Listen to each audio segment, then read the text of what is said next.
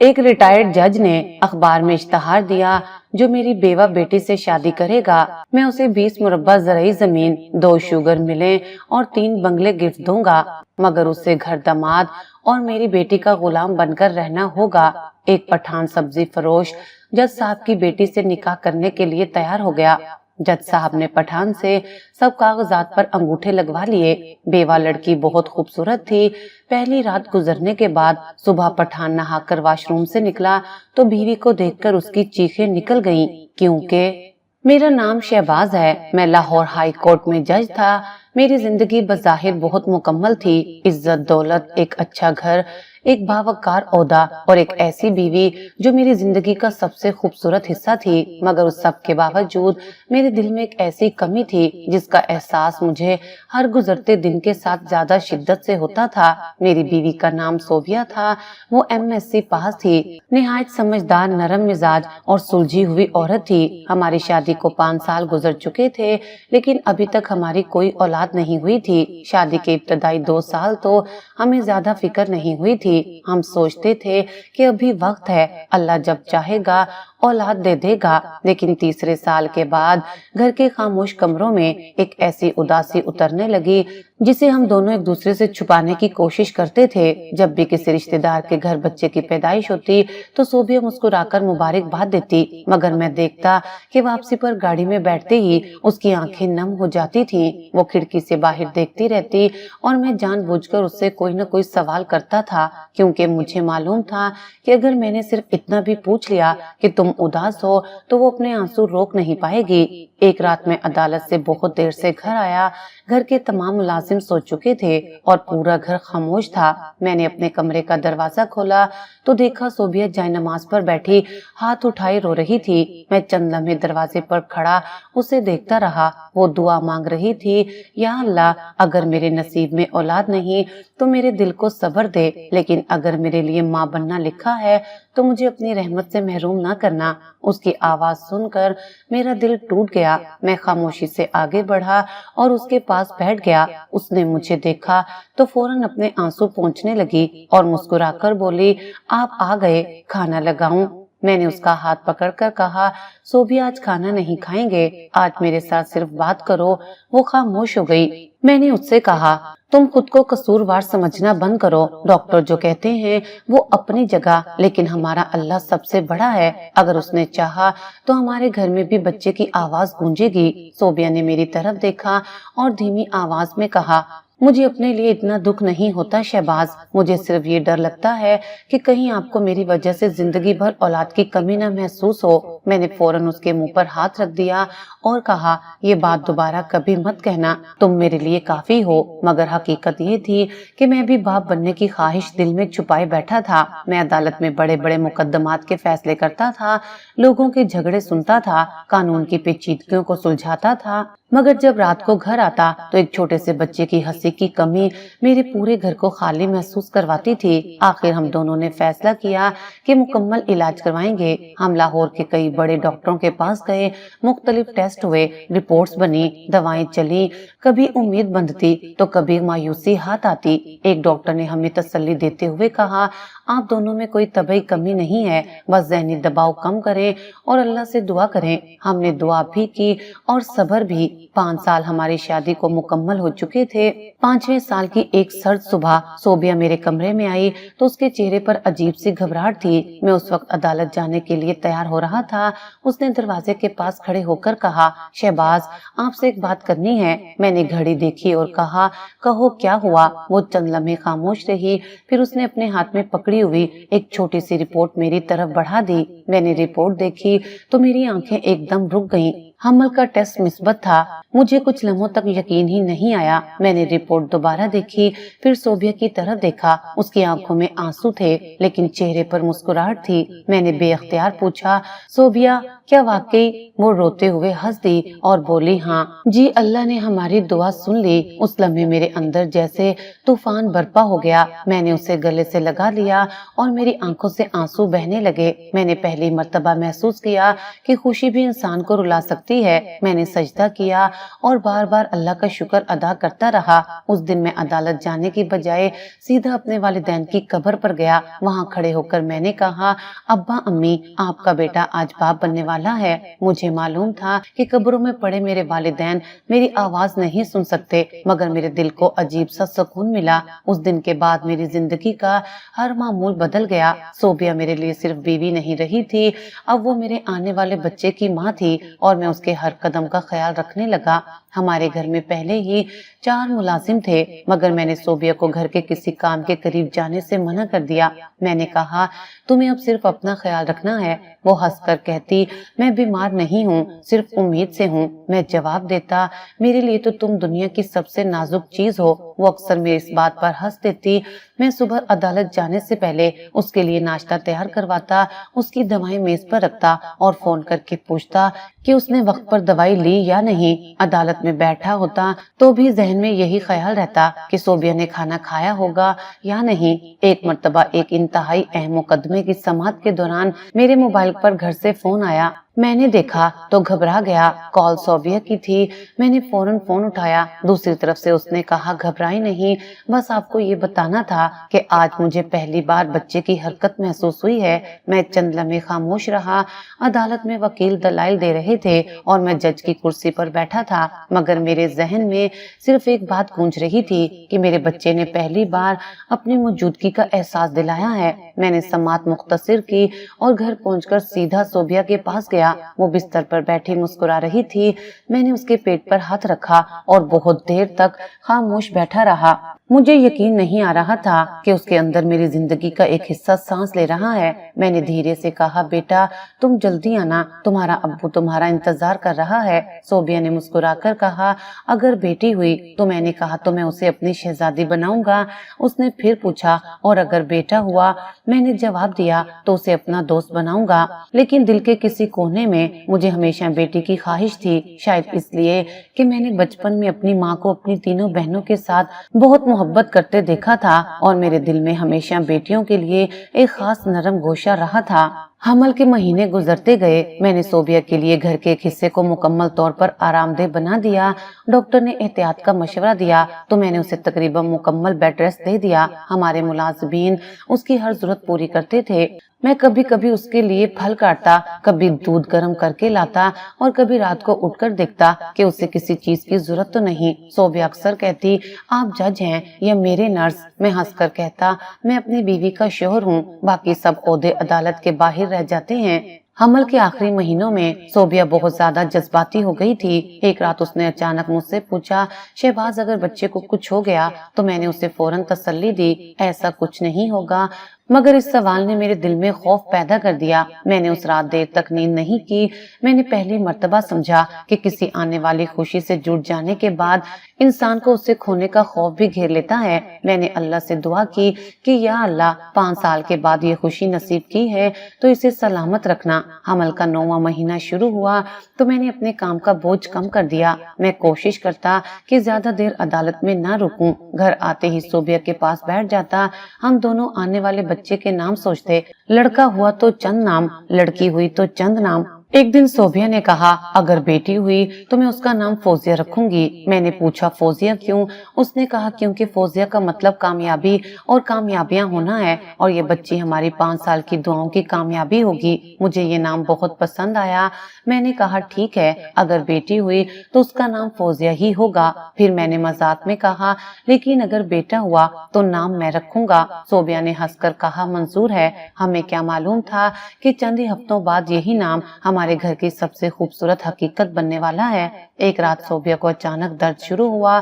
وہ گھبرا کر مجھے آواز دینے لگی، شہباز۔ میں فوراً اٹھ کر اس کے پاس پہنچا۔ اس کے چہرے پر تکلیف تھی۔ میں نے ڈاکٹر کو فون کیا۔ ڈاکٹر نے کہا کہ فوراً ہسپتال لے جائیں۔ میرے ہاتھ پاؤں پھول گئے۔ میں نے کبھی زندگی میں اتنی گھبراہٹ محسوس نہیں کی تھی۔ میں عدالت میں قتل کے مقدمات کے فیصلے اطمینان سے کرتا تھا، بڑے بڑے مجرموں کے سامنے بھی خوف محسوس نہیں کرتا تھا، مگر اس رات اپنی بیوی کو تکلیف میں دیکھ کر مجھے لگ رہا تھا کہ میں بالکل بے بس ہوں۔ میں نے گاڑی نکلوائی اور صوبیہ کو اسپتال لے گیا۔ راستے بھر میں اس کا ہاتھ پکڑے رہا، وہ درد سے کڑھا رہی تھی، مگر میں پھر بھی اسے تسلی دے رہا تھا۔ آپ گھبرائیں نہیں، اللہ سب ٹھیک کرے گا۔ میں نے کہا، میں نہیں گھبرا رہا، تم بس ہمت کرو۔ مگر میری آواز خود کانپ رہی تھی۔ ہسپتال پہنچتے ہی ڈاکٹر اور نرسیں اسے اندر لے گئیں۔ دروازہ بند ہوا تو میں باہر کھڑا رہ گیا۔ میری زندگی میں پہلی بار مجھے انتظار اتنا طویل محسوس ہوا۔ گھڑی کی ہر ٹک ٹک میرے دل پر ضرب لگ رہی تھی۔ میں کبھی بیٹھتا، کبھی اٹھتا، کبھی ڈاکٹر کے کمرے کی طرف دیکھتا۔ کچھ دیر بعد ایک نرس باہر آئی اور کہا، آپ مریضہ کے شوہر ہیں؟ میں نے فوراً کہا جی۔ اس نے کہا، فکر نہ کریں، سب معمول کے مطابق ہے۔ میں نے شکر ادا کیا، مگر پھر بھی دل مطمئن نہیں ہوا۔ میں نے ہسپتال کی راہداری میں نماز پڑھی اور دعا کرنے لگا، یا اللہ میری بیوی کو سلامت رکھنا، میرے بچے کو سلامت رکھنا۔ میں نے زندگی میں جو بھی نیکی کی ہے وہ سب اسی خوشی کے بدلے قبول کر لے۔ وقت گزرتا رہا، پھر اچانک اندر سے بچے کے رونے کی آواز آئی۔ میں چند لمحوں کے لیے جیسے پتھر کا بن گیا۔ وہ آواز اتنی چھوٹی تھی، اتنی معصوم، مگر اس نے میرے اندر کی پوری دنیا بدل دی۔ میری آنکھوں سے آنسو نکل آئے۔ میں نے اپنے ہاتھ چہرے پر رکھ لیے۔ میں نے پہلی مرتبہ اپنے بچے کی آواز سنی تھی۔ کچھ دیر بعد ڈاکٹر باہر آئیں اور مسکرا کر بولی، مبارک ہو، اللہ نے آپ کو بیٹی عطا کی ہے۔ مجھے لگا جیسے میرے قدم زمین پر نہیں رہے۔ میں نے ڈاکٹر کی طرف دیکھا اور پوچھا، ماں اور بچی دونوں ٹھیک ہیں؟ ڈاکٹر نے کہا جی، دونوں بالکل ٹھیک ہیں۔ میں نے فوراً سجدے میں سر رکھ دیا۔ میں رو رہا تھا اور ہنس بھی رہا تھا۔ 5 سال کی دعائیں، 5 سال کی خاموش راتیں، سب کچھ ایک لمحے میں جیسے ختم ہو گیا تھا۔ کچھ دیر بعد مجھے اپنی بیٹی دکھائی گئی۔ وہ ایک ننھی سی گڑیا تھی، آنکھیں بند کیے ہوئے، ہاتھ کی انگلیاں مٹھی میں بند تھیں۔ میں نے اسے پہلی مرتبہ اپنی باہوں میں لیا تو میری سانس رک سی گئی۔ میں نے اسے سینے سے لگایا اور دھیرے سے کہا، فوزیہ۔ جیسے ہی میں نے اس کا نام لیا، میری آنکھوں سے آنسو بہنے لگے۔ تمہارے ابو نے تمہارا بہت انتظار کیا ہے۔ میں نے اس کے ننھے سے ہاتھ کو اپنی انگلی سے چھوا تو اس نے اپنی انگلیاں ذرا سے ہلائیں۔ مجھے لگا جیسے وہ مجھے پہچان گئی ہو۔ میں نے اس کے ماتھے کو چوما اور اللہ کا شکر ادا کیا۔ جب صوفیہ کو ہوش آیا تو میں اس کے پاس گیا۔ وہ بہت کمزور تھی، مگر اس کی آنکھوں میں ایسی روشنی تھی جو میں نے پہلے کبھی نہیں دیکھی تھی۔ میں نے اس کے پاس بیٹھ کر کہا، صوفیہ، تم نے مجھے دنیا کی سب سے بڑی خوشی دی ہے۔ اس نے کمزور سی مسکراہٹ کے ساتھ پوچھا، بیٹی ہے؟ میں نے کہا، ہاں ہماری بیٹی ہے۔ اس کی آنکھوں سے آنسو نکل آئے۔ اس نے دھیرے سے پوچھا، نام؟ میں نے اس کا ہاتھ پکڑ کر کہا، فوزیہ۔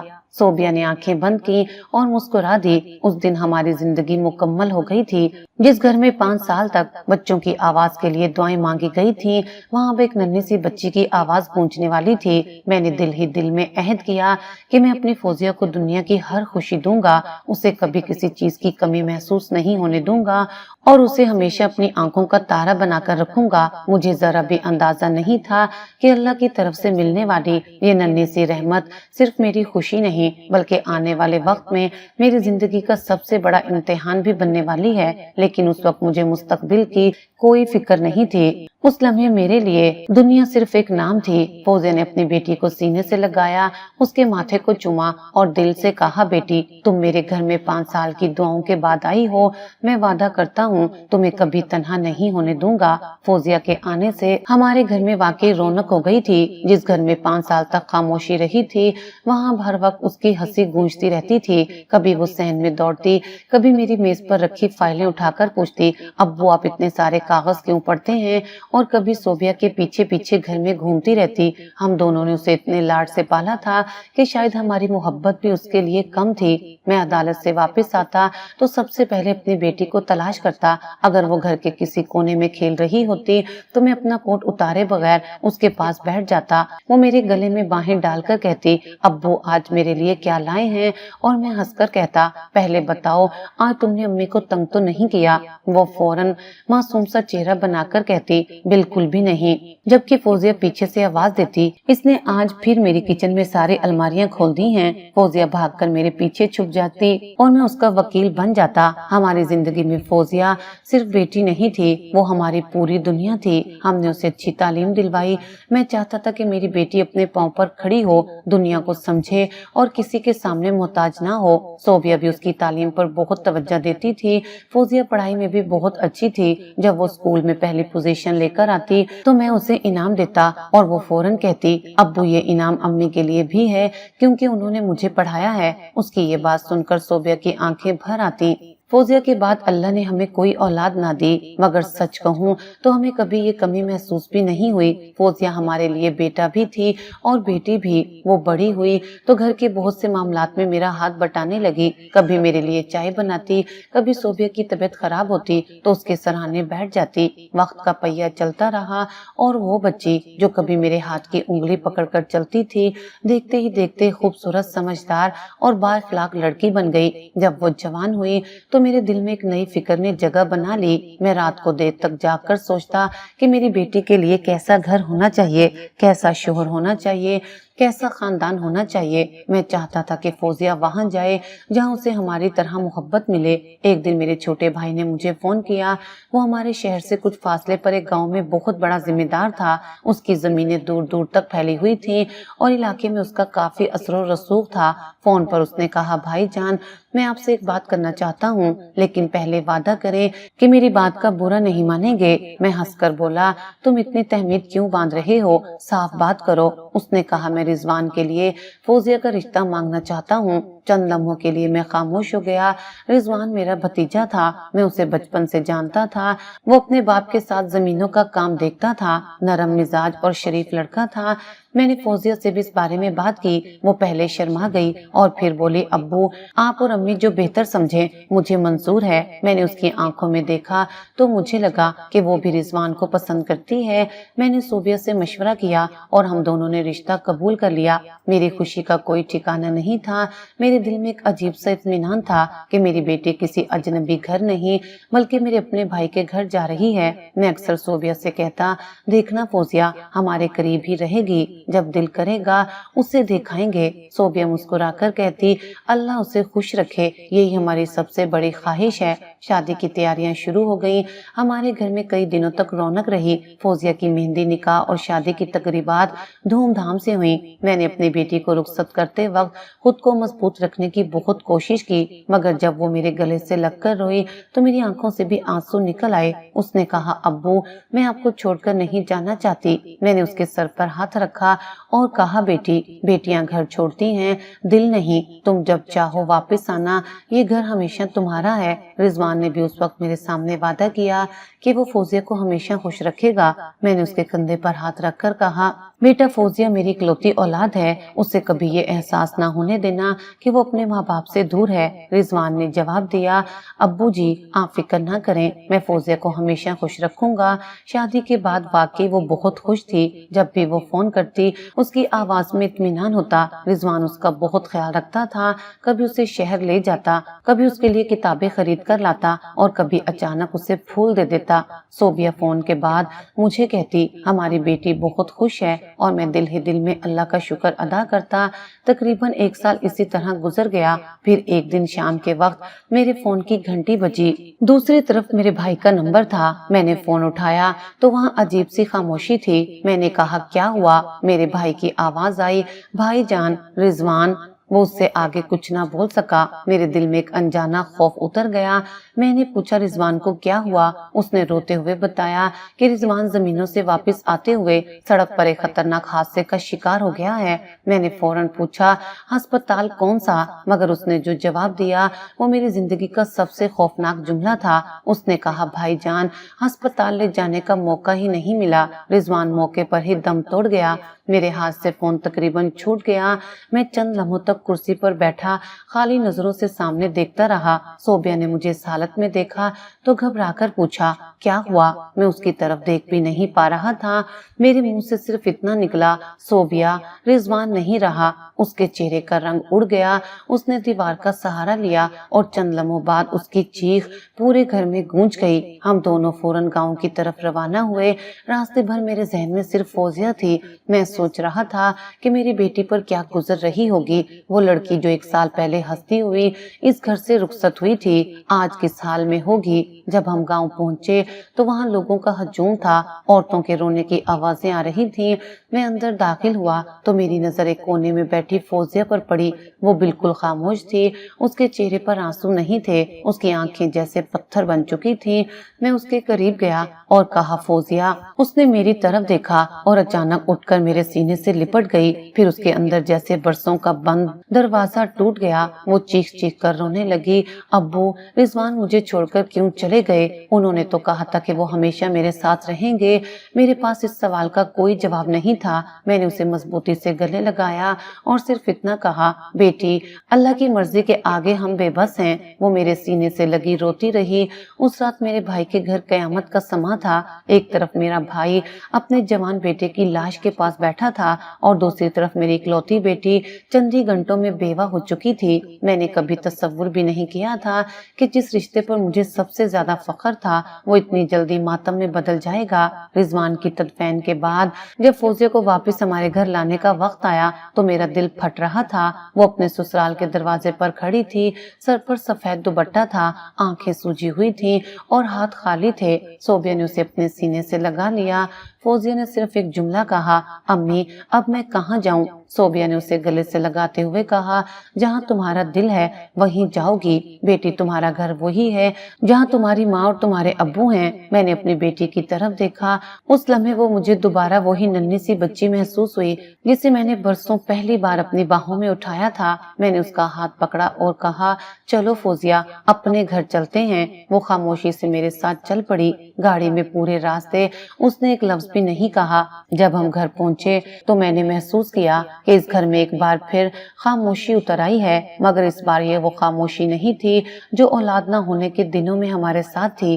اس خاموشی میں ایک ماں کی سسکیاں اور ایک باپ کا ٹوٹا ہوا دل اور ایک جوان بیوہ بیٹی کا ایسا دکھ چھپا تھا جس کا اندازہ شاید کوئی نہیں کر سکتا تھا۔ فوزیہ نے اپنے کمرے میں قدم رکھا، وہی کمرہ جس میں اس کا بچپن گزرا تھا، اور اچانک اس نے اپنے ہاتھ سے چوڑیاں اتار کر میز پر رکھ دیں۔ پھر وہ بستر پر بیٹھ گئی اور اپنی ماں کی طرف دیکھ کر بولی، میں واپس آ گئی ہوں۔ صوبیہ نے اسے سینے سے لگایا اور میں دروازے پر کھڑا اپنی بیٹی کو دیکھتا رہا۔ میرے دل میں صرف ایک بات تھی، یا اللہ میری بیٹی کو یہ دکھ برداشت کرنے کی طاقت دینا۔ اس دن فوزیہ ہماری بیٹی بن کر نہیں بلکہ ایک ٹوٹی ہوئی بیوہ بن کر اپنے میکے واپس آئی تھی، اور مجھے معلوم نہیں تھا کہ اس واپسی کے بعد ہماری زندگی میں کون سا طوفان آنے والا ہے۔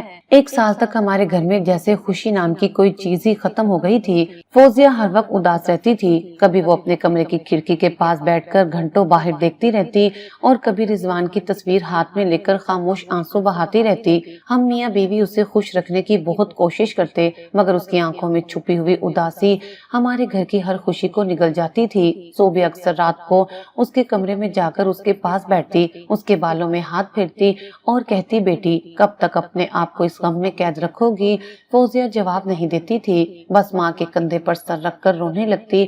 میں دور اپنے کمرے میں بیٹھا ان دونوں کی سسکیاں سنتا تو میرا دل خون کے آنسو روتا۔ میں سوچتا تھا کہ جس بیٹی کو میں نے 5 سال کی دعاؤں کے بعد پایا تھا، آج وہ میری آنکھوں کے سامنے اپنی زندگی کا سب سے خوبصورت حصہ کھو کر بیٹھ گئی ہے۔ مجھے سب سے زیادہ تکلیف اس وقت ہوتی جب میں اسے رضوان کی چیزوں کے سامنے کھڑا دیکھتا۔ اس نے اس کی چند یادگار چیزیں سنبھال کر رکھی ہوئی تھی، کبھی اس کی گھڑی ہاتھ میں لے لیتی، کبھی اس کی تصویر سے باتیں کرتی اور کبھی اس کا دیا ہوا ایک چھوٹا سا رومال سینے سے لگا کر سو جاتی۔ ایک باپ ہونے کے ناطے میں چاہتا تھا کہ میں اپنی بیٹی کے دل سے یہ دکھ کسی طرح نکال دوں، لیکن میں جانتا تھا کہ کچھ زخم ایسے ہوتے ہیں جن پر دوا نہیں، صرف وقت مرہم رکھتا ہے۔ اسی دوران میں ریٹائر بھی ہو گیا۔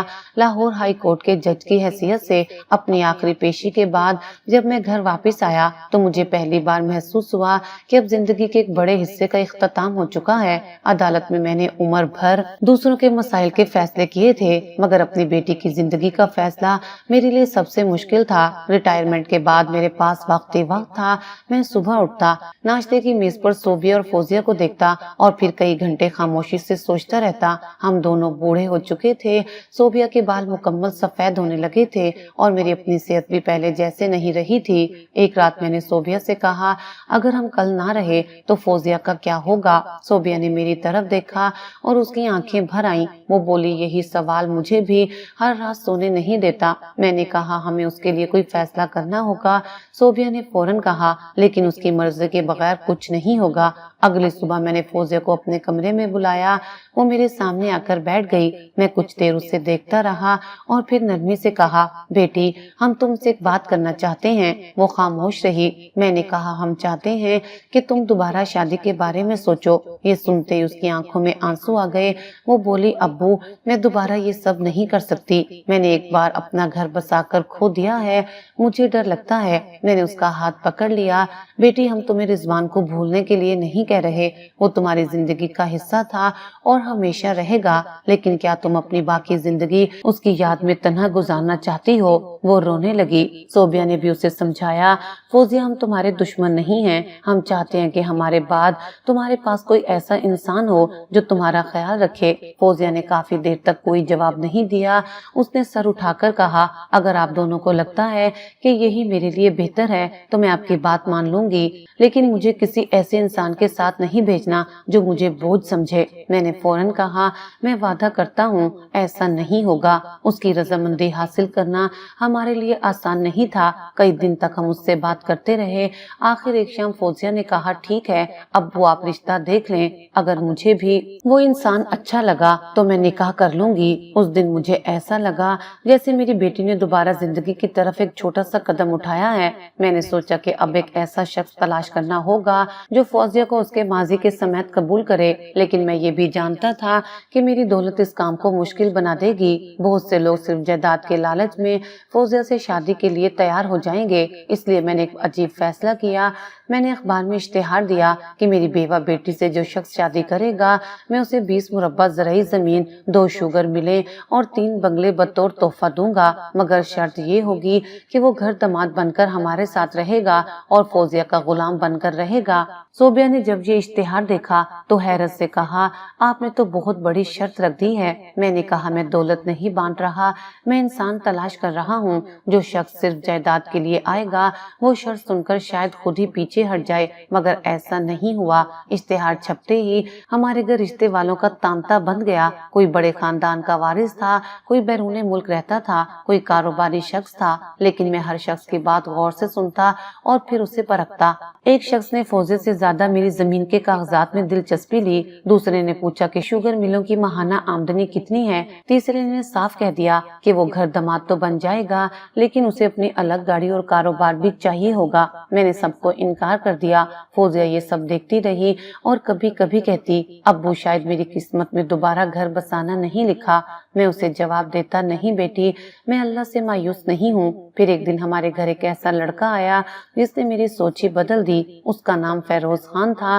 وہ پٹھان تھا اور سبزی فروش تھا۔ اس کے کپڑے سادہ تھے، جوتے پرانے مگر صاف تھے اور چہرے پر عجیب سی سنجیدگی تھی۔ وہ اندر آیا تو ادب سے سلام کیا اور میرے سامنے بیٹھ گیا۔ میں نے پوچھا، بیٹا کیا کام کرتے ہو؟ اس نے کہا، صاحب سبزی فروخت کرتا ہوں، صبح منڈی جاتا ہوں، وہاں سے سبزی خریدتا ہوں اور دکان پر بیچتا ہوں۔ میں نے پوچھا، کتنی آمدنی ہو جاتی ہے؟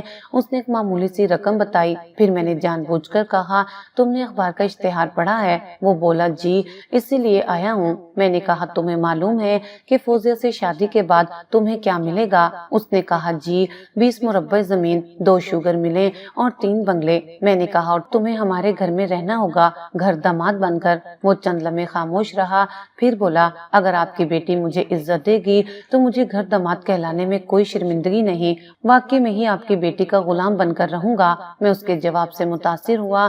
میں نے مزید پوچھا، اور اگر میں یہ ساری جائیداد تمہیں نہ دوں؟ وہ ہلکا سا مسکرایا اور بولا، تو میں سبزی بیچ کر اپنی روزی کماتا رہوں گا، دولت اللہ کی ہے، آج ہے کل نہیں۔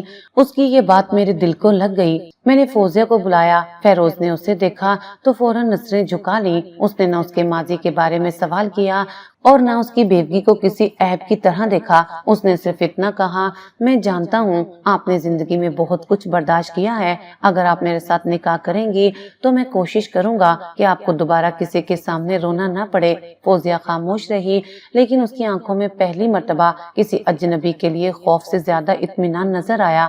فیروز کے جانے کے بعد میں نے اس کے بارے میں مکمل معلومات حاصل کرنے کا فیصلہ کیا۔ میرے ایک پرانے جانے والے نے اس کے گاؤں میں لوگوں سے پوچھ گچھ کی، سب نے بتایا کہ فیروز محنتی آدمی ہے، وہ کسی کا حق نہیں مارتا اور اپنی ماں کا بہت خیال رکھتا ہے۔ اس کے پاس دولت نہیں تھی مگر عزت تھی۔ میں نے فیروز کو دوبارہ بلایا اور کچھ کاغذات اس کے سامنے رکھے۔ میں نے کہا کہ ان پر دستخط کرو۔ اس نے پوچھا یہ کیا ہیں؟ میں نے جواب دیا شادی سے متعلق ضروری کاغذات ہیں۔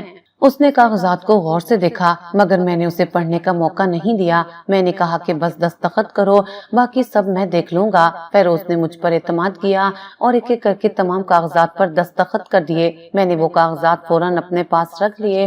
صوبیہ نے بعد میں مجھ سے پوچھا آپ نے اسے کاغذات پڑھنے کیوں نہیں دیے؟ میں نے کہا صوبیہ، کبھی کبھی انسان کی اصل نیت دیکھنے کے لیے اسے کچھ معلوم نہ ہونے دینا ضروری ہوتا ہے۔ وہ میری بات سمجھ نہ سکی۔ سچ یہ تھا کہ ان کاغذات میں میری جائیداد سے متعلق ایسی شرطیں لکھی تھیں جن کا فیروز کو علم نہیں تھا۔ میں نے فوزیہ کو بھی کچھ نہیں بتایا تھا، میں صرف یہ دیکھنا چاہتا تھا کہ وہ دولت کے بغیر بھی میری بیٹی کو قبول کرتا ہے یا نہیں۔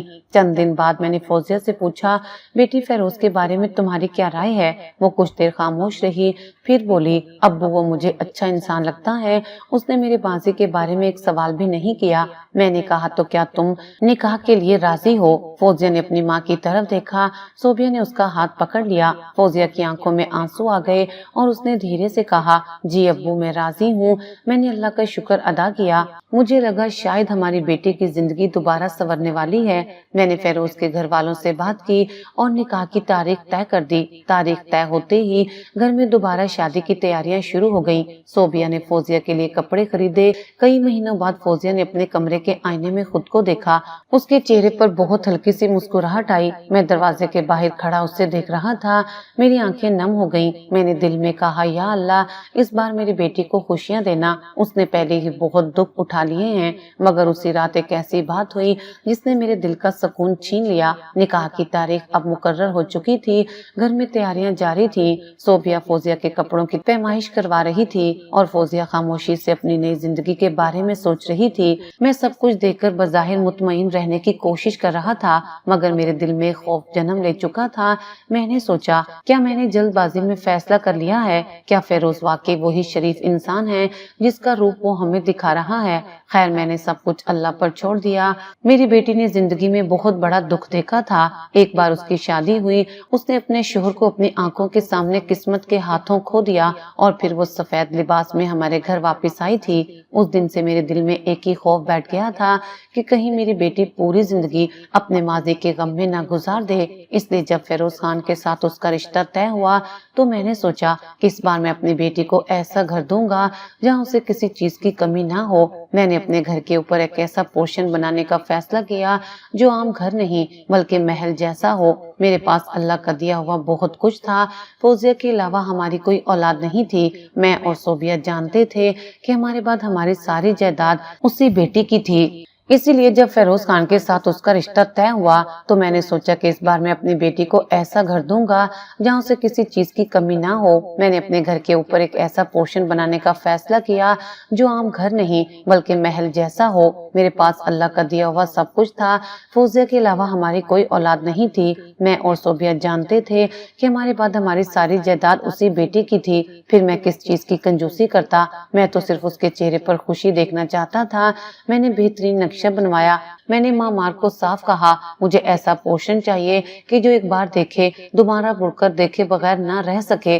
کئی دن تک مزدور کام کرتے رہے۔ گھر کی اوپری منزل پر بڑے بڑے کمرے بنائے گئے، سامنے خوبصورت برآمدہ بنایا گیا جس سے پورا باغ نظر آتا تھا۔ فوزیہ کے لیے ایک شاندار بیڈ روم بنایا گیا جس کی کھڑکیاں اتنی بڑی تھیں کہ صبح کی روشنی پورے کمرے میں پھیل جاتی۔ میں نے اس کے لیے الگ ڈریسنگ روم بنوایا، ایک چھوٹی سی لائبریری بنوائی کیونکہ اسے کتابیں پڑھنے کا شوق تھا، اور ایک خوبصورت نماز کا کمرہ بھی بنوایا۔ صوبیہ کہتی شہباز اتنا خرچ کرنے کی کیا ضرورت ہے؟ میں ہنس کر کہتا صوبیا، فوزیہ کے علاوہ ہماری اور کون سی اولاد ہے؟ کل کو یہی سب کچھ اسی کا ہونا ہے۔ اگر آج اپنی بیٹی کے لیے خرچ نہیں کروں گا تو کب کروں گا؟ وہ میری طرف دیکھ کر مسکرا دیتی، لیکن کبھی کبھی اس کی آنکھوں میں ایک عجیب سا خوف بھی نظر آتا۔ شاید ایک ماں کا دل کچھ ایسی چیزیں محسوس کر لیتا ہے جنہیں عقل سمجھنے میں دیر کرتی ہے۔ میں نے اس بات پر کبھی غور نہیں کیا، میں صرف فوزیہ کو خوش دیکھنا چاہتا تھا۔ ایک دن میں نے اسے اوپر لے جا کر پورشن دکھایا۔ وہ دروازے پر کھڑی ہو گئی اور چند لمحوں تک کچھ بول نہ سکی۔ اس کی آنکھیں حیرت سے پھیل گئیں۔ میں نے مسکرا کر کہا، کیسا ہے؟ وہ آہستہ سے بولی، ابو یہ سب میرے لیے۔ میں نے جواب دیا، ہاں بیٹی، سب تمہارا ہے۔ اس نے میری طرف دیکھا اور اس کی آنکھوں میں آنسو آ گئے۔ وہ میرے سینے سے لگ گئی اور بولی، ابو آپ نے میرے لیے اتنا کچھ کیوں کیا؟ میں نے اس کے سر پر ہاتھ رکھتے ہوئے کہا، کیونکہ تم میری اکلوتی بیٹی ہو، تمہاری خوشی سے بڑھ کر میرے لیے کچھ نہیں۔ وہ روتے ہوئے بولی، مجھے دولت نہیں چاہیے، مجھے صرف آپ اور امی چاہیے۔ اس کی بات سن کر میری آنکھیں بھی نم ہو گئیں۔ میں نے کہا، ہم دونوں ہمیشہ تمہارے ساتھ ہیں، لیکن میں جانتا تھا کہ انسان ہمیشہ ساتھ نہیں رہتا، اس لیے میں چاہتا تھا کہ ہمارے بعد بھی فوزیہ کے پاس ایک محفوظ چھت، عزت اور آسائش ہو۔ کچھ دنوں بعد اوپر والا پورشن مکمل ہو گیا۔ جب آخری کاریگر بھی چلا گیا تو میں نے پورے گھر کو دوبارہ دیکھا۔ دیواروں پر خوبصورت ڈیزائن، فرش پر قیمتی ٹائلیں، چھت پر خوبصورت لائٹس، جدید فرنیچر اور ہر کمرے میں فوزیہ کی پسند کی چیزیں تھیں۔ صوبیہ نے کہا، اب تو واقعی یہ محل لگ رہا ہے۔ میں نے ہنس کر کہا، یہ محل نہیں، میری بیٹی کا گھر ہے۔ پھر شادی کی تیاریاں شروع ہو گئیں۔ فوزیہ کی نکاح کی تاریخ قریب آ رہی تھی۔ اس بار میرے دل میں ایک عجیب سی امید تھی۔ میں ہر روز اسے دیکھتا اور محسوس کرتا کہ اس کے چہرے پر پہلے کی نسبت کچھ سکون واپس آ رہا ہے۔ کبھی وہ اپنی ماں کے ساتھ کپڑے دیکھنے جاتی، کبھی زیورات پسند کرتی اور کبھی اوپر والے پورشن میں بیٹھ کر اپنے نئے کمرے کو دیکھتی رہتی۔ میں دور سے اسے دیکھ کر خوش ہوتا۔ میں نے فیروز خان کے گھر والوں کو بھی شادی میں شرکت کی دعوت دی۔ انہوں نے دعوت قبول کر لی۔ فیروز کے گھر والے سادہ لوگ تھے۔ وہ ہماری دولت دیکھ کر حیران ضرور ہوتے، مگر انہوں نے کبھی کھل کر کوئی مطالبہ نہیں کیا۔ یہ بات مجھے اچھی لگتی تھی۔ میں نے شادی کی تقریب بہت دھوم دھام سے کرنے کا فیصلہ کیا۔ میں چاہتا تھا کہ فوزیہ کی دوسری شادی میں کوئی کمی نہ رہ جائے۔ میں نہیں چاہتا تھا کہ اسے یہ محسوس ہو کہ چونکہ وہ پہلے بیوہ ہو چکی ہے، اس لیے اس کی خوشیوں میں کوئی کمی ہونی چاہیے۔ میرے لیے وہ آج بھی وہی بیٹی تھی جسے میں نے 5 سالوں کی دعاؤں کے بعد حاصل کیا تھا۔ شادی کا دن آیا تو صبح سے گھر میں چہل پہل شروع ہو گئی۔ ملازم ادھر سے ادھر بھاگ رہے تھے۔ صحن میں مہمانوں کے لیے کرسیاں لگائی جا رہی تھیں۔ باورچی کھانا تیار کر رہے تھے۔ عورتوں کی طرف سے ہنسی اور باتوں کی آوازیں آ رہی تھیں۔ صوبیہ صبح سے فوزیہ کے کمرے میں بیٹھی تھی۔ میں باہر سے کئی بار دروازے کے پاس گیا، مگر اندر جانے کی ہمت نہیں ہوئی۔ مجھے اپنی بیٹی کو دلہن کے روپ میں دیکھنے کا انتظار تھا، مگر ساتھ ہی میں ایک انجانا خوف بھی تھا۔ شاید ہر باپ کو اپنی بیٹی کی شادی کے دن یہی کیفیت ہوتی ہے۔ کچھ دیر بعد صوبیہ باہر آئی۔ اس کی آنکھوں میں آنسو تھے، مگر چہرے پر مسکراہٹ تھی۔ اس نے کہا، شہباز، ہماری فوزیہ آج بہت خوبصورت لگ رہی ہے۔ میں نے پوچھا، خوش ہے؟ صوبیہ نے کہا، آج کافی عرصے بعد میں نے اسے دل سے مسکراتے دیکھا ہے۔ یہ سن کر میرے دل کو سکون ملا۔ میں فوزیہ کے کمرے میں گیا تو وہ سرخ لباس میں بیٹھی تھی۔ اس کے ہاتھوں پر مہندی لگی تھی، سر پر دوپٹہ تھا اور چہرے پر ایسی رونق تھی جیسے 1 سال کا غم کہیں پیچھے رہ گیا ہو۔ میں دروازے پر کھڑا اسے دیکھتا رہا۔ اس نے مجھے دیکھا تو ہلکا سا مسکرا کر بولی، ابو آپ مجھے ایسے کیوں دیکھ رہے ہیں؟ میں نے کہا، میں سوچ رہا ہوں کہ میری وہ ننھی سی فوزیہ اتنی بڑی کب ہو گئی؟ وہ ہنس پڑی۔ میں نے اس کے سر پر ہاتھ رکھا اور کہا، بیٹی اللہ تمہیں ہمیشہ خوش رکھے۔ اس نے میری طرف دیکھا اور دھیرے سے کہا، ابو اس بار میں آپ کو چھوڑ کر نہیں جا رہی نا؟ میرے دل میں ایک تیر سا لگا۔ میں نے کہا، نہیں بیٹی، اس بار تم ہمارے گھر میں ہی رہو گی۔ اوپر والا پورشن تمہارا ہے، تم جہاں چاہو رہو، لیکن ہم تمہارے نیچے ہی ہیں۔ وہ مسکرا دی۔ شاید یہی بات اسے سب سے زیادہ تسلی دے رہی تھی۔ نکاح کا وقت آیا تو قاضی صاحب نے نکاح پڑھایا۔ جب فوزیہ سے اس کی رضامندی پوچھی گئی تو اس نے دھیمی آواز میں قبول ہے کہا۔ اس کی آواز کے ساتھ میرے دل سے جیسے برسوں کا بوجھ اتر گیا۔ میں نے آنکھیں بند کر کے اللہ کا شکر ادا کیا۔ فیروز نے بھی نکاح قبول کیا۔ اس کے گھر والے بھی موجود تھے۔ نکاح کے بعد میں نے فیروز کو اپنے پاس بلایا اور کہا بیٹا میری بیٹی پہلے بہت دکھ دیکھ چکی ہے، اب اسے کبھی رونے نہ دینا۔ فیروز نے سر جھکا کر کہا آپ فکر نہ کریں، میں اسے خوش رکھوں گا۔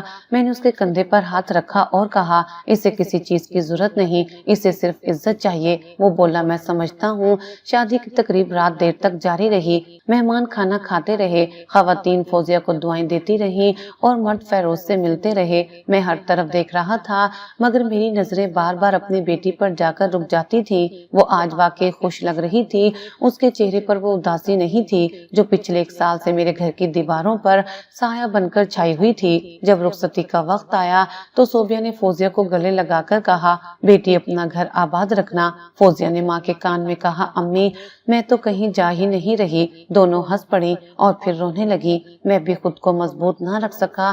میں نے فوزیہ کو دیکھا اور کہا چلو بیٹی اپنے گھر چلو۔ اس نے حیرت سے میری طرف دیکھا اور بولی ابو میرا گھر تو یہی ہے۔ میں نے کہا ہاں اب تمہارا گھر یہی ہے۔ فیروز اور فوزیہ اوپر والے پورشن کی طرف گئے۔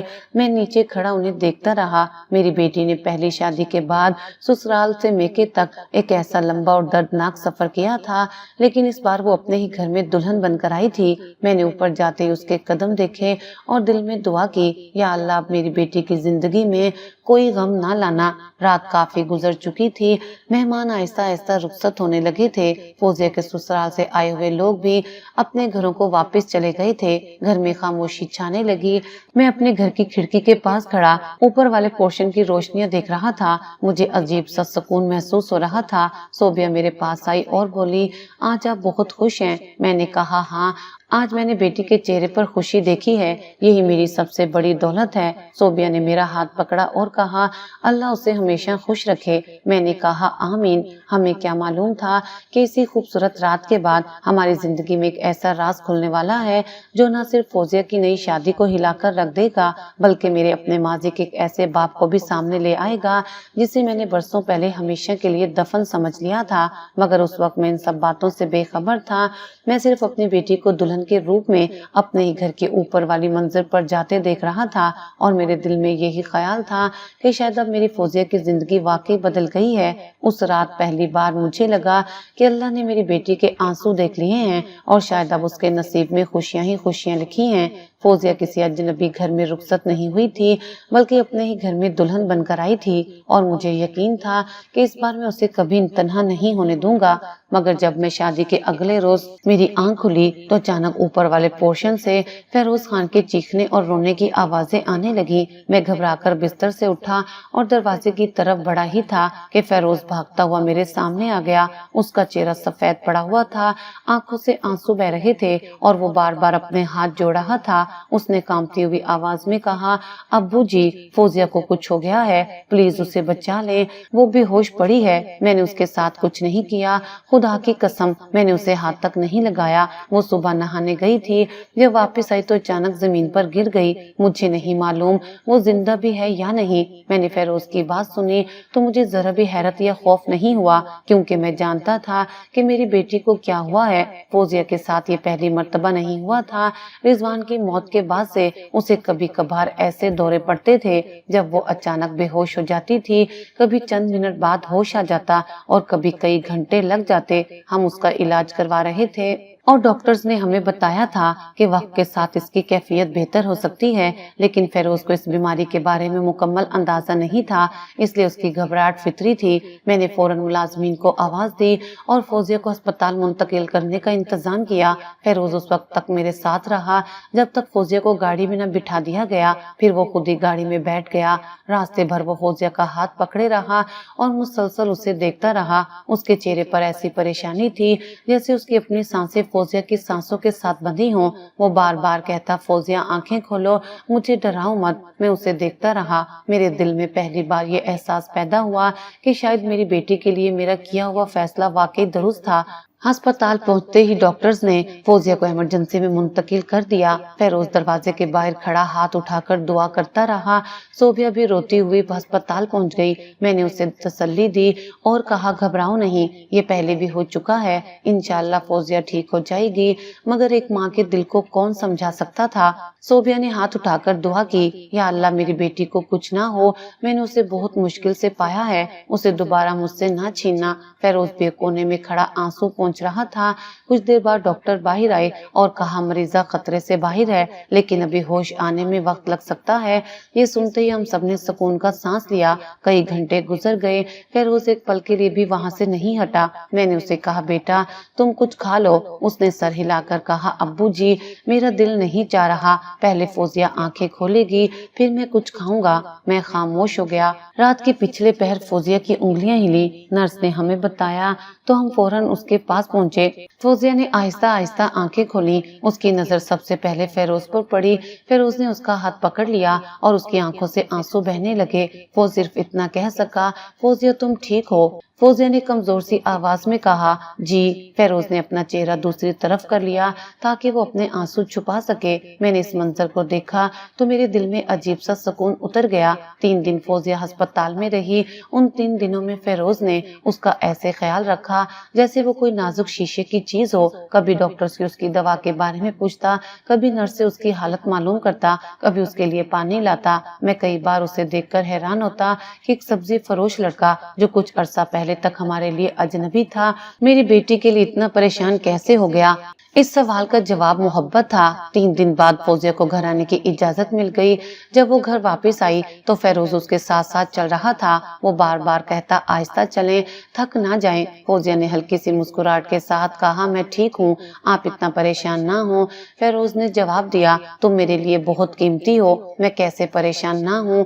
میں نے یہ جملہ سنا تو میری آنکھیں نم ہو گئیں۔ مجھے لگا شاید یہی وہ چیز تھی جس کی میری بیٹی کو ضرورت تھی۔ دولت نہیں، جائیداد نہیں، بڑے بڑے دعوے نہیں، بلکہ ایک ایسا انسان جو اس کے گرنے پر اسے اٹھانے کے لیے دوڑ پڑے۔ وقت گزرتا گیا۔ فوزیہ کی طبیعت کبھی ٹھیک رہتی اور کبھی اچانک اسے دوبارہ سے دورہ پڑ جاتا۔ ہر مرتبہ فیروز سب سے پہلے اس کے پاس پہنچتا، وہ اس کا سر اپنی گود میں رکھتا، پانی پلاتا اور ڈاکٹر کو فون کرتا۔ کبھی فوزیہ چند منٹ بعد ہوش میں آ جاتی اور کبھی کئی گھنٹے لگتے۔ ہر بار فیروز کا چہرہ خوف سے سفید ہو جاتا۔ ایک مرتبہ فوزیہ کو رات کے وقت شدید دورہ پڑا۔ میں فوراً اوپر پہنچا تو فیروز زمین پر بیٹھا اس کا ہاتھ پکڑے دعا کر رہا تھا۔ میں نے اس سے کہا بیٹا گھبراؤ نہیں، یہ پہلے بھی ہوتا رہا ہے۔ وہ میری طرف دیکھ کر بولا ابو جی مجھے معلوم نہیں تھا کہ فوزیہ اتنی تکلیف میں رہی ہے، میں وعدہ کرتا ہوں میں اسے کبھی اکیلا نہیں چھوڑوں گا۔ میں نے اس کے کندھے پر ہاتھ رکھا اور کہا مجھے تم سے یہی امید ہے۔ اس دن کے بعد ہمارے درمیان ایک عجیب سا تعلق بن گیا۔ فیروز اب صرف میرا داماد نہیں رہا تھا، وہ میرے لیے بیٹے کی طرح ہو گیا تھا۔ میں نے کئی بار جان بوجھ کر اس سے جائیداد کا ذکر کیا مگر اس نے کبھی دلچسپی نہیں دکھائی۔ ایک دن میں نے کہا فیروز زمین کے کاغذات دیکھنا چاہو گے؟ اس نے فوراً کہا ابو جی مجھے ان چیزوں کی ضرورت نہیں، فوزیہ خوش ہے تو میں خوش ہوں۔ میں نے مسکرا کر دل میں کہا اللہ تیرا شکر ہے۔ پھر اللہ نے ہماری زندگی میں ایک اور خوشی بھیج دی۔ کچھ عرصے بعد فوزیہ نے مجھے بتایا کہ وہ امید سے ہے۔ میری خوشی کی انتہا نہ رہی۔ صوبیہ تو خوشی سے رونے لگی۔ فیروز نے فوزیہ کے پہلے سے بھی زیادہ خیال رکھنا شروع کر دیا۔ اس دوران میں کئی مرتبہ فوزیہ کو ڈاکٹر کے پاس لے کر گیا۔ ڈاکٹر نے ہمیں تسلی دی کہ بچے کی صحت ٹھیک ہے لیکن فوزیہ کی پرانی کیفیت کی وجہ سے احتیاط ضروری ہے۔ میں ہر رات دعا کرتا کہ یا اللہ میری بیٹی کو سلامت رکھنا اور اس بچے کو بھی سلامت رکھنا۔ چند ماہ بعد ہمارے گھر ایک خوبصورت بیٹا پیدا ہوا۔ جب فیروز نے پہلی بار اپنے بیٹے کو گود میں اٹھایا تو اس کی آنکھوں سے آنسو نکل آئے۔ اس نے فوزیہ کی طرف دیکھ کر کہا تم نے مجھے دنیا کی سب سے بڑی خوشی دی ہے۔ میں دور کھڑا یہ منظر دیکھ رہا تھا، میرے دل میں رضوان کی یاد بھی آئی۔ میں نے سوچا زندگی کبھی کبھی انسان سے سب کچھ چھین کر دوبارہ اس سے بھی زیادہ دے دیتی ہے۔ فوزیہ نے بھی بچے کو گود میں لیا تو اس کی آنکھوں میں وہی محبت تھی جو کبھی اس کے بچپن میں میرے لیے ہوا کرتی تھی۔ اس دن مجھے یقین ہو گیا کہ میری بیٹی واقعی دوبارہ زندگی کی طرف واپس آ چکی ہے۔ وقت گزرتا گیا، اس کی طبیعت کے دورے بھی آہستہ آہستہ کم ہونے لگے۔ ڈاکٹرز کا کہنا تھا کہ یہ کیفیت وقت کے ساتھ ختم ہو سکتی ہے اور واقعی ایسا ہی ہوا۔ فوزیہ کئی مہینے بغیر کسی دورے کے گزارنے لگی۔ فیروز اس کے ساتھ ہر وقت موجود رہتا۔ وہ سبزی کا کاروبار بھی کرتا تھا اور گھر کے کاموں میں بھی ہاتھ بٹاتا تھا۔ کبھی میں اسے مذاق میں کہتا، فیروز تم تو گھر داماد بن کر بہت مصروف ہو گئے۔ وہ ہنس کر کہتا، ابو جی میں گھر داماد نہیں، آپ کا بیٹا ہوں۔ اس کے اس جملے سے میرا دل خوش ہو جاتا۔ ایک دن میں نے وہی کاغذات نکالے جن پر میں نے اس سے شادی سے پہلے دستخط کروائے تھے۔ میں نے اسے اپنے پاس بلایا اور کہا، بیٹا تمہیں یاد ہے یہ کیا ہے؟ اس نے کہا، نہیں ابو جی، آپ نے اس وقت مجھے بتایا نہیں تھا۔ میں نے کاغذات اس کے سامنے رکھے۔ میں نے کہا، ان میں لکھا ہے کہ تم میری جائیداد کا دعویٰ نہیں کر سکتے۔ فیروز نے کاغذات پڑھے اور پھر میری طرف دیکھا۔ وہ بولا، ابو جی مجھے اس کی ضرورت ہی کیا ہے؟ میں نے کہا، لیکن میں نے تمہیں یہ کاغذات پڑھنے نہیں دیے تھے، شاید تمہیں برا لگا ہو۔ وہ مسکرایا اور بولا، نہیں ابو جی، آپ نے جو کیا فوزیہ کے لیے کیا، مجھے کوئی شکایت نہیں۔ میں نے اس کے کندھے پر ہاتھ رکھا اور کہا، آج میں تمہیں بتاتا ہوں، میں نے تمہیں اپنی بیٹی کے لیے اس لیے چنا تھا کیونکہ مجھے لگا تھا کہ تم دولت کے لیے نہیں بلکہ انسان کے لیے آئے ہو، اور تم نے میرا فیصلہ درست ثابت کر دیا۔ پھر اس کی آنکھوں میں بھی آنسو آ گئے۔ اس نے کہا، ابو جی سچ تو یہ ہے کہ پہلے میں صرف آپ کی بیٹی سے شادی کرنے آیا تھا، لیکن جب میں نے اسے قریب سے جانا تو مجھے اس سے محبت ہو گئی۔ اب اگر دنیا کی ساری دولت ایک طرف ہو اور فوزیہ ایک طرف تو میں فوزیہ کو چنوں گا۔ اس کے الفاظ سن کر میری آنکھیں بھی نم ہو گئیں۔ مجھے لگا میری بیٹی واقعی محفوظ ہاتھوں میں ہے۔ آج اس بات کو 6 سال گزر چکے ہیں۔ میری فوزیہ بالکل ٹھیک ہے۔ اس کے چہرے پر اب وہ خوف نہیں، وہ اداسی نہیں، وہ ماضی کا بوجھ نہیں۔ وہ اپنے بچوں کے ساتھ ہنستی ہے، کبھی اپنے شوہر سے مذاق کرتی ہے اور کبھی اپنی ماں کے ساتھ گھنٹوں بیٹھ کر پرانی باتیں کرتی ہے۔ اللہ نے ہمیں 3 بچوں سے نوازا۔ ہمارے گھر میں بچوں کی ہنسی گونجتی ہے۔ کبھی ایک بچہ صحن میں دوڑتا ہے، کبھی دوسرا سیڑھیوں پر شور مچاتا ہے اور کبھی تیسرا اپنی نانی کے کمرے میں جا کر چیزیں بکھیر دیتا ہے۔ صوبیہ اکثر بچوں کو دیکھ کر کہتی ہے، شہباز یاد ہے ہمارا گھر کبھی کتنا خاموش ہوا کرتا تھا؟ میں مسکرا کر کہتا ہوں، ہاں، اور یاد ہے ہم ایک بچے کے لیے 5 سال دعائیں کرتے رہے تھے۔ پھر ہم دونوں فوزیہ کی طرف دیکھتے ہیں، وہ اپنے بچوں کے ساتھ بیٹھی ہوتی ہے۔ اب ہماری عمر بہت ہو گئی ہے۔ میں اور صوبیہ اکثر شام کو باغ میں بیٹھتے ہیں، سامنے بچے کھیل رہے ہوتے ہیں، فوزیہ ان کے پیچھے بھاگ رہی ہوتی ہے اور فیروز کسی بچے کو کندھے پر اٹھائے ہنس رہا ہوتا ہے۔ میں صوبیہ کا ہاتھ پکڑ کر کہتا ہوں، دیکھو ہمارا گھر کتنا آباد ہو گیا ہے۔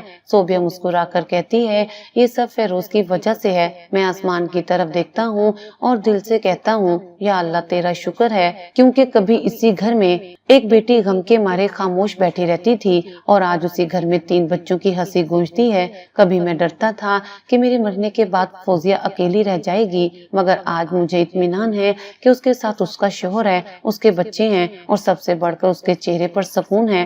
میں نے اپنی زندگی میں بہت سے فیصلے کیے، عدالت میں ہزاروں فیصلے سنائے، مگر اگر مجھ سے کوئی پوچھے کہ میری زندگی کا سب سے بہترین فیصلہ کون سا تھا تو میں بلا جھجک کہوں گا، اپنی بیٹی کے لیے فیروز خان کا انتخاب، کیونکہ اس فیصلے نے صرف فوزیہ کی زندگی نہیں بدلی، اس نے ہمارے پورے گھر کو دوبارہ زندہ کر دیا۔